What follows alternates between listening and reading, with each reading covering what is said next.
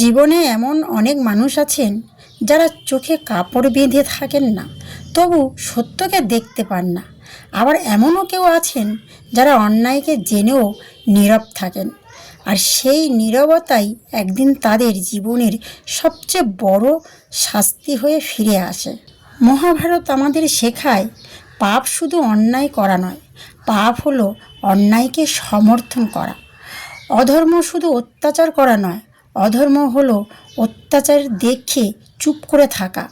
আজকের এই কাহিনী সেই এক মহিষী নারী, যিনি ছিলেন পতিব্রতা, ত্যাগময়ী, মহাশক্তিশালী, তবু মৃত্যুর পর তাকেও নরক দর্শন করতে হয়েছিল। তিনি আর কেউ নন, গুরুজননী মহারানী গান্ধারী। কেন এমন হলো?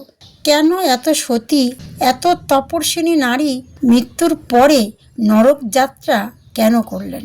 কি ছিল তার অপরাধ? মাতৃত্ব, অভিমান, নাকি নীরবতা? আজকের এই অমৃত কথায় আমরা জানব গান্ধারী নরক যাত্রার রহস্য, তার জীবনের তপস্যা, তার নীরব পাপ, আর ধর্মের নির্মম বিচার। গান্ধারী ছিলেন গান্ধার দেশের রাজকন্যা, রাজা সুবলের কন্যা রূপে আর গুণে অতুলনীয়, জ্ঞান বুদ্ধিতে অনন্যা। শৈশব থেকে তিনি ছিলেন শিব ভক্ত। কঠোর তপস্যা করে তিনি মহাদেবের বর লাভ করেছিলেন, তুমি শতপুত্রের জননী হবে। আর এই বরই একদিন তার জীবনের আশীর্বাদ হলেও আবার অভিশাপ হলো। সময় এলো বিবাহের। হস্তিনাপুরের অন্ধ রাজপুত্র ধৃতরাষ্ট্রের সঙ্গে তার বিবাহ স্থির হলো।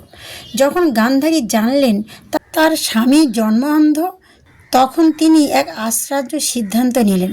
তিনি নিজের চোখ কাপড় দিয়ে বেঁধে ফেললেন। তিনি বললেন, যে আলো আমার স্বামী পায়নি, সেই আলো ভোগ করার অধিকার আমার নেই।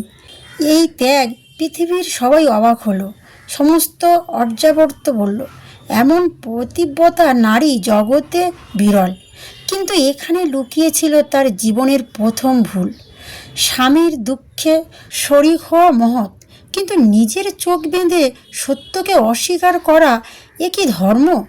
তিনি স্বামীর অন্ধত্ব ভাগ করলেন, কিন্তু সেই সঙ্গে রাজ্যর সত্য, অন্যায়, পাপ সব কিছুর দিক থেকে নিজেকে অন্ধ করে নিলেন। দীর্ঘ প্রতীক্ষার পর গান্ধারী গর্ভে সন্তান এলো, কিন্তু 2 বছর কেটে গেল, সন্তান জন্মল না।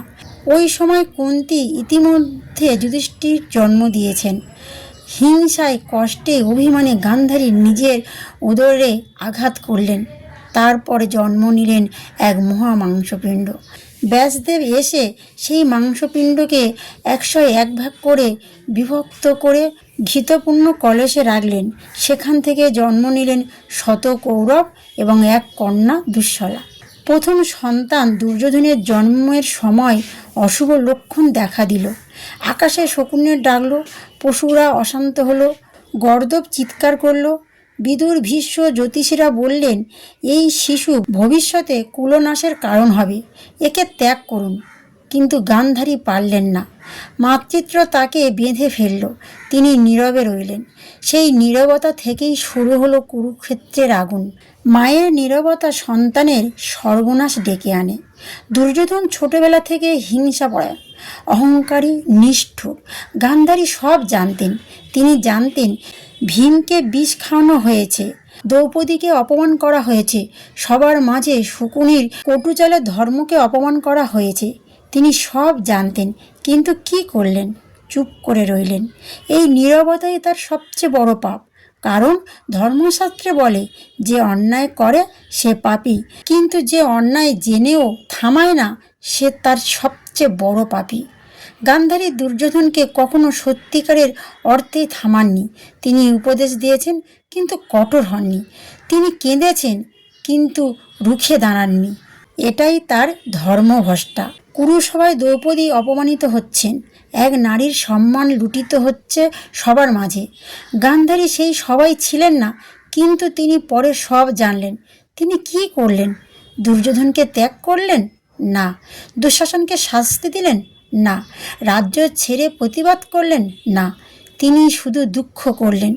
ধর্ম শুধু দুঃখে রক্ষা হয় না, ধর্ম রক্ষা হয় প্রতিবাদে। সেদিন যদি গান্ধারী মা না হয়ে ধর্মমাতা হয়ে দাঁড়াতেন, হয়তো মহাভারত যুদ্ধ হতো না। কুরুক্ষেত্রের যুদ্ধের আগে শ্রীকৃষ্ণ শান্তির দূত হয়ে এলেন। তিনি শেষবার বললেন, 5টি গ্রাম দাও, যুদ্ধ থামাও। গান্ধারী জানতেন কৃষ্ণ সত্য বলছেন। তিনি জানতেন পাণ্ডবদের অধিকার আছে, তবু তিনি নিজের পুত্রকে বাঁচাতে চাইলেন, ধর্মকে নয়। তিনি দুর্যোধনকে বললেন ঠিকই, কিন্তু মায়া ছাড়তে পারলেন না। মাতৃত্ব জয়ী হলো, ধর্ম পরাজিত হলো। দুর্যোধনের প্রতি অন্ধ মায়া। যুদ্ধের শেষে সব পুত্র মারা গেলেন, গান্ধারীর বুক শূন্য হয়ে গেল। একদিন তিনি দুর্যোধনকে বললেন, নগ্ন হয়ে আমার সামনে এসো, আমার তপস্যার শক্তিতে তোমার দেহ বর্জ্যসম হবে। দুর্যোধন এলো, কিন্তু কোমরে কলাপাতা জড়িয়ে, ফলে তার উরু রক্ষা পেল না। ভীম সেই উরুতে আঘাত করলেন। এখানেও দেখুন, গান্ধারী শেষ মুহূর্তে ধর্মের জন্য নয়, অধর্ম রক্ষা করতে নিজের তপস্যা শক্তি ব্যবহার করলেন।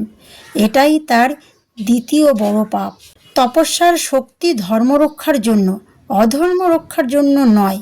সব হারিয়ে গান্ধারী কৃষ্ণকে দোষ দিলেন। তিনি বললেন, হে কৃষ্ণ, তুমি চাইলে যুদ্ধ থামাতে পারতে, কিন্তু থামাওনি। যেমন আমার কুলবংশ ধ্বংস হয়েছে, তেমনি তোমার যাদব বংশ ধ্বংস হবে।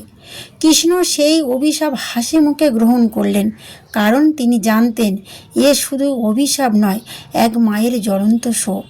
কিন্তু এখানেও গান্ধারী নিজের পুত্রদের পাপের চেয়ে কৃষ্ণকে বেশি দোষ দিলেন।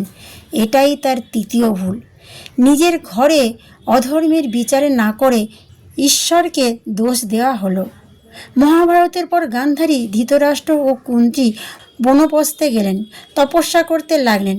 শেষে বনোদয়ে তাদের দেহান্ত হলো। মৃত্যুর পর গান্ধারী স্বর্গে যোগ দিলেন। তার তপস্যা সত্যব্রত সৎ মহৎ ছিল, কিন্তু তাকে নরক দর্শন করতে হয় কেন? কারণ ধর্মরাজের বিচার বলা হয়, তুমি সতী ছিলে, কিন্তু সত্যের পক্ষে অটল ছিলে না। তুমি তপস্বী ছিলে, কিন্তু ধর্ম রক্ষার কঠোর ছিলে না। তুমি মা ছিলে, কিন্তু ন্যায়ের মা হতে পারোনি। তুমি অন্যায় করনি, অন্যায়কে বাঁচতে দিয়েছ। এই কারণেই গান্ধারীকে নরক দর্শন করতে হয়েছিল। এটি চিরস্থায়ী নরক নয়, এটি ছিল তার কর্মফলের দর্শন।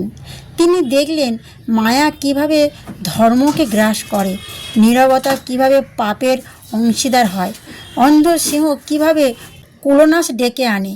তারপর তিনি স্বর্গলাভ করেন, কারণ তার পাপ ছিল নীরবতার, অসুরতার নয়। তাহলে বন্ধুরা, গান্ধারীর এই কাহিনী আমাদের শেখায়, অন্ধ ভালোবাসা সন্তানের মঙ্গল আনে না, সর্বনাশ আনে। নীরবতা কখনো কখনো সবচেয়ে বড় পাপ। অন্যায়কে প্রশ্রয় দেওয়া মানে অন্যায়ের অংশ হওয়া। সংসারে অনেকেই ভাববেন, আমি তো অন্যায় করিনি। কিন্তু প্রশ্ন হলো, অন্যায় যখন হচ্ছিল তখন আপনি কি চুপ ছিলেন? সেই উত্তর একদিন কর্মফল হয়ে ফিরে আসে। তাহলে বন্ধুরা, মনে রাখবেন, অন্যায়কারী একদিন শাস্তি পায়, কিন্তু অন্যায় সহকারী রেহাই পায় না। অন্ধ সিংহ সন্তানের রক্ষা নয়, তার ধ্বংস ডেকে আনে। মায়া যদি ধর্মকে ঢেকে দেয়, তবে পুণ্যবানও শাস্তি এড়াতে পারেন না। সত্যকে না দেখার জন্য চোখ বন্ধ করা ত্যাগ নয়, সেটাই ভবিষ্যতের সর্বনাশ। জীবনে মা হন বা বাবা হন, গুরু হন, ভালোবাসুন, কিন্তু অন্ধ হয়ে নয়, সিংহ দিয়ে কিন্তু ধর্ম হারিয়ে নয়। কারণ যেখানে ধর্ম নীরব, সেখানে নরকের দরজা খুলে যায়।